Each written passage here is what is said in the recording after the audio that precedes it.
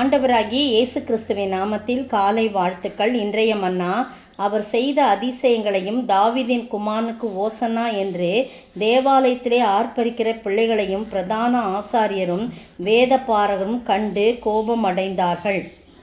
மத்தேயு 21:15 பாருங்க. ஆண்டவர் செய்த அதிசயங்களையும் தாவீதின் குமாரனுக்கு ஓசன்னான்னு சொல்லி அந்த முந்தின வசனங்கள்லாம் 21ஆம் அதிகாரம் மத்தேயு. அதில் பார்த்தீங்கன்னா எல்லாரும் திரளான ஜனங்கள் வஸ்திரங்களை வழியிலே விரித்தார்கள். வேறு சிலர் மரக்கலைகளை தரித்து வழியிலே பரப்பினார்கள். இயேசு அந்த கழுதையும் கழுதை கொட்டின் மேலும் ஏறிக்கொண்டு வரும்போது எல்லாரும் சேர்ந்து என்ன செய்கிறாங்க? முன்னடப்பாரும் பின்னடப்பாரும் திரளான ஜனங்கள் தாவீதின் குமாரனுக்கு ஓசனா, கர்த்தரின் நாமத்தினாலே வருகிறவர் ஸ்தோத்தரிக்கப்பட்டவர், உன்னதத்திலே ஓசனா என்று சொல்லி ஆர்ப்பரித்தாங்க. அவங்க இப்போ எல்லாரும் பார்க்குறாங்க. எருசலேமுக்குள் பிரவேசிக்கையில் நகரத்தார் யாவரும் ஆச்சரியப்பட்டு இவர் யார் என்று விசாரித்தார்கள். பார்த்தீங்களா? அப்போ எல்லாம் சொல்கிறாங்க, இவர் கலிலேயாவில் நாசரேத்திலிருந்து வந்த தீர்க்கதரிசியாகிய இயேசு என்றார்கள். அவர் தேவாலயத்தில் பிரவேசித்த உடனே அங்கே போய் விற்கிறவங்களையும் கொள்ளைகளையும் யாவரையும் வெளியே துரத்தி காசுக்காரருடைய பலகைகளையும் புறா விற்கிறவர்கள் ஆசனையும் கவிழ்த்து, என்னுடைய வீடு ஜப வீடு எனப்படும் எழுதியிருக்கு, நீங்களும் அதை கள்ளர் கொய்யாக்கணும்னு சொல்லி கண்டிக்க வேண்டிய இடத்துல கண்டிப்பாய் அவர் உணர்த்துவார். அப்பொழுது குருடரும் சப்பானிகளும் தேவாலயத்தில் அவரிடத்தில் வந்தார்கள். அவர்களை இயேசு சொஸ்தமாக்கினார். இதை தான் பார்த்த உடனே அவங்களுக்கு ரொம்ப எரிச்சலும் கோபமும் வருது. அந்த வேத பாரகரால் பரிசேயரால் தாங்க முடியல. அவரை பற்றி எல்லாம் இவ்வளோ அதிசயம் செய்கிறாரு, குருடர் சப்பானியெல்லாம் சுகமாகறாங்களே, எல்லா பிள்ளைகளும் எல்லாரும் சேர்ந்துக்கிட்டு ஜனங்கள்லாம் ஓசனா ஓசனான்னு அவரை மகிமைப்படுத்துகிறாங்களே, ராஜாவாக்கிடுவாங்களோன்னு சொல்லிட்டு பொறாமையினால் அவரை கண்டு கோபம் அடைகிறாங்க. அவரை நோக்கி, இவர்கள் சொல்லுகிறதை கேட்கிறீரோ என்றார்கள். ஆமாம், அதற்கு ஏசு சொல்கிறாரு, ஆம் கேட்கிறேன், குழந்தைகளுடைய வாயினாலும் பாலருடைய வாயினாலும் துதி உண்டாகும்படி செய்தீர் என்பதை நீங்கள் ஒரு காலம் வாசிக்கவில்லையா அப்படின்னு சொல்லி கேட்குறத சொல்கிறாங்க. ஆராய்ந்து முடியாத பெரிய காரியங்கள், எண்ணி முடியாத அதிசயங்கள் நம்ம ஆண்டவர் செய்கிற வல்லவராயிருக்கிறார்.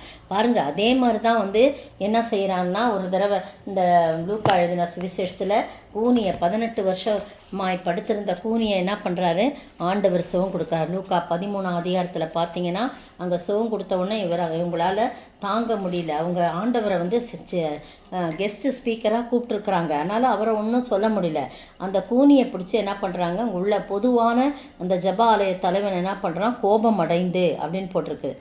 கோபம் அடைந்து உங்களுக்கு 6 நாள் உண்டே, கோபம் அடைந்து ஜனங்களை நோக்கி வேலை செய்கிறதுக்கு 6 நாள் உண்டே, அந்த நாட்களில் நீங்கள் சொஸ்தமாக்கி கொள்ளுங்கள், ஓய்வு நாளில் அப்படி செய்யலாகாதுன்னு சொல்லி கோபமாக சொல்கிறாங்க. அவங்க கோபம் அடைகிறாங்க. ஆண்டவர் செய்கிற அதிசயத்தை அவங்களால பொறுத்து கொள்ள முடியல. காரணம், இவ்வளோ நம்ம இவ்வளோ நாள் அந்த ஜபாலய தலைவன் அவ்வளோ வருஷம் அங்கே இருந்தான், ஆனால் அவரால் சுகம் கொடுக்க முடியல. இது அற்புத சுகம் இல்லையா? தெய்வீக சுகம் இல்லையா?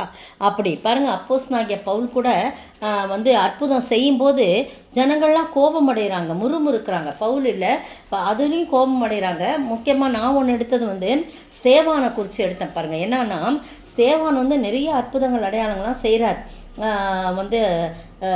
6ஆம் அதிகாரத்தில் 5ஆம் வசனத்தில் பார்த்தீங்கன்னா இந்த ஸ்தேவான் நிறைய அதிசயங்களை அற்புதங்களையெல்லாம் நிறையா செய்கிறாரு அப்படின்னு சொல்லி போடப்பட்டிருக்கு. கைகளை வைக்கிறாங்க. அவர்கள் அப்போஸ்தலருக்கு முன்பாக நிறுத்தினார்கள். இவர்கள் ஜெபம் பண்ணி அவர்கள் மேல் கைகளை வைத்து அனுப்புகிறாங்க. அதுக்கு பிறகு அவர் நிறைய அற்புத அடையாளம்லாம் செய்கிறாரு அப்படின்னு சொல்லி பார்க்குறோம். பாருங்கள், 8ஆம் வசனத்தில் ஸ்தேவான் விசுவாசத்தினாலும் வல்லமையினாலும் நிறைந்தவனாய் ஜனங்களுக்குள்ளேயே பெரிய அற்புதங்களையும் அடையாளங்களையும் செய்தான் என்று சொல்லி நம்ம பார்க்குறோம். அப்படி செய்யும்போது அவங்களுக்கு கோபம் வருது. அதை பார்த்தீங்கன்னா 8ஆம் அதிகாரத்தில் 7ஆம் அதிகாரத்தில் 54ஆம் வசனம் பாருங்களேன். இவைகளை அவர்கள் கேட்ட பொழுது நிறைய செய்கிறாரு, நிறையா அடித்து ஆண்டவரை பற்றி சொல்கிறாரு, திட்டமும் தெளியுமா, அதெல்லாம் அவங்களுக்கு பிடிக்கல. அப்போ அவர்கள் அதை கேட்ட பொழுது மூர்க்கமடைந்து அவனை பார்த்து பல்லை கடித்தார்கள் என்று சொல்லப்படுறது. பார்த்தீங்களா? அப்படி அதிசயங்களை செய்யும்போது, ஐயோ இவ்வளோ தூரம் சுகமாயிருச்சே, 18 வருஷமாக கூனியாந்தால அவள் சுகமாயிட்டாளேன்னு சந்தோஷப்படுறதுக்கு இல்லாமல் அதிசயங்களை பார்த்து பார்த்து அவர் மேலே கோபப்பட்டு அவர் மேலே பொறாமை கொண்டு கோபம் அடைந்து அவங்களெல்லாம் திட்டுறாங்க. இப்படி தான் இந்த உலகத்தில் நடக்கிறாங்க. ஆனால் நம்முடைய ஆண்டவர் அதிசயங்களை செய்கிற ஆண்டவர். நம் வாழ்க்கையிலே அதிசயங்களை செய்வார், அற்புதங்களை செய்வார். அவர் தேடி வருகின்ற எல்லாருக்கும் அவர் சுகமாக்குவார். அப்படிப்பட்ட அதிசயமுள்ள தேவனை நோக்கி பார்ப்போமா? ஜெபிப்போம். உம்மால் கூடாத காரியம் ஒன்றுமில்லை, உம்மால் கூடாத காரியம் ஒன்றுமில்லை. எல்லாமே உம்மால் கூடும், அல்லேலூயா, எல்லாமே உம்மால் கூடும், கூடும், எல்லாம் கூடும், உம்மாலே தான் எல்லாம் கூடும். ஸ்தோத்தரிக்கிற ஆண்டவரே, துதிக்கிற ராஜா, அதிசயங்களை செய்ய வல்லவர் ஆண்டவரே. இதை பார்த்து ஜனங்கள் பொறாமைப்பட்டு தபாலை தலைவன் முதற்கொண்டு ஆண்டவரே, பிரதான ஆசாரர் வேதப்பார்கள் எல்லாம் கோபமடைகிறாங்க, மூர்க்கமடைகிறாங்க, பல்லை நரநரவென்று கடிக்கிறாங்க. அப்பா தகப்பனே, உம்முடைய பிள்ளைகள் அதிசயம் செய்தாலும் இன்றைக்கும் அப்படி ஒரு பொறாமையின் ஆவிகள் இருக்கிறது ஆண்டவரே.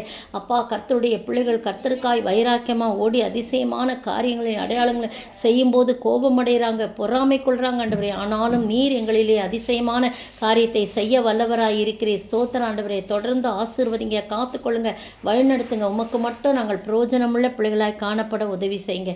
இயேசுவின் நாமத்தில் ஜெபிக்கிறேன் பிதாவே, ஆமீன். நேற்றைய பதில், பொல்லாத ஆவியுடைய மனுஷன் அவர்கள் மேல் பாய்ந்து பலாத்காரம் பண்ணி அவர்களை மேற்கொள்ள அவர்கள் நிர்வாணிகளும் காயப்பட்டவர்களுமாகி அந்த வீட்டை விட்டு ஓடிப்போனார்கள். அப்போஸ்தலர் 19:16. இன்றைய கேள்வி, பவுலுக்கு வழித்துணையாய் வந்து அரங்கசாலைக்கு ஓடினவர்கள் யார்? பவுலுக்கு வழித்துணையாய் பவுலோடு கூட ஓடினவர்கள் யார்?